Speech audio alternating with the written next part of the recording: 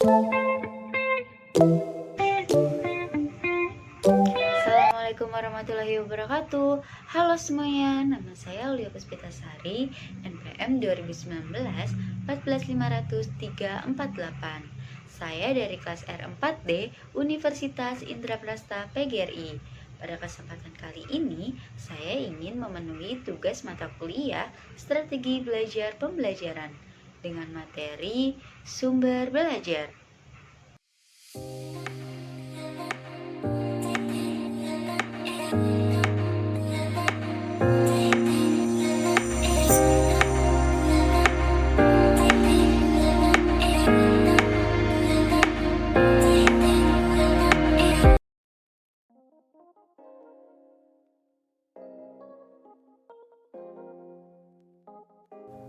Sumber belajar merupakan segala sesuatu baik berupa data, orang, atau wujud tertentu yang dapat digunakan oleh peserta didik dalam belajar, baik secara terpisah maupun terkombinasi, sehingga mempermudah peserta didik dalam mencapai tujuan belajar.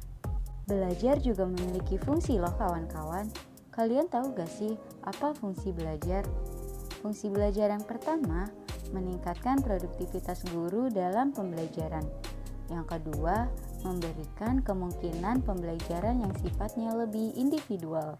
Yang ketiga, memberikan dasar yang lebih ilmiah terhadap pembelajaran. Dan yang keempat, lebih memantapkan pembelajaran karena adanya penyajian informasi secara lebih konkret dan lebih luas.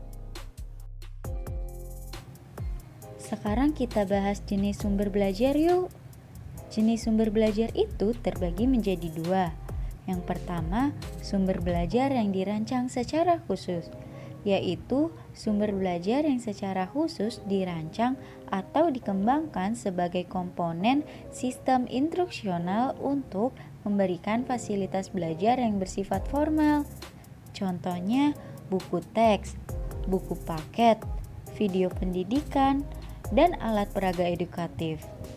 Yang kedua, ada sumber belajar yang dimanfaatkan, yaitu sumber belajar yang tidak didesain secara khusus untuk keperluan pembelajaran dan keberadaannya dapat ditemukan, diterapkan, dan dimanfaatkan untuk keperluan pembelajaran.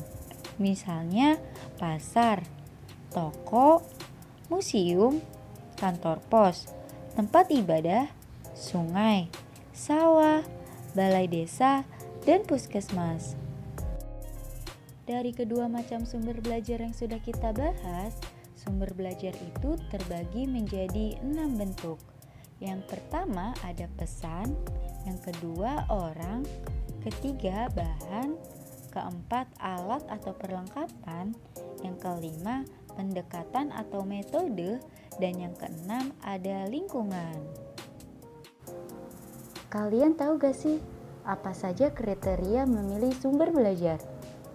Kriteria memilih sumber belajar itu yang pertama ada ekonomis, praktis, mudah, fleksibel, sesuai dengan tujuan.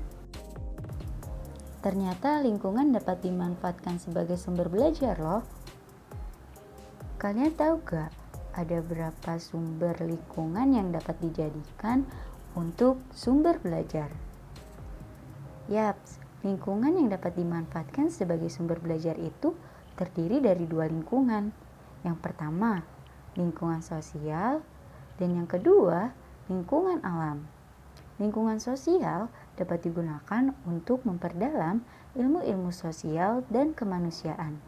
Sedangkan lingkungan alam dapat digunakan untuk mempelajari tentang gejala-gejala alam dan dapat menumbuhkan kesadaran peserta didik akan cinta alam dan partisipasi dalam memelihara dan melestarikan alam. Pemanfaatan lingkungan alam itu dapat dilakukan dengan cara melakukan kegiatan dengan membawa peserta didik ke lingkungan seperti survei, karya wisata, praktik lapangan, dan lain-lain. Atau dapat juga dengan cara membawa narasumber untuk hadir ke dalam kelas.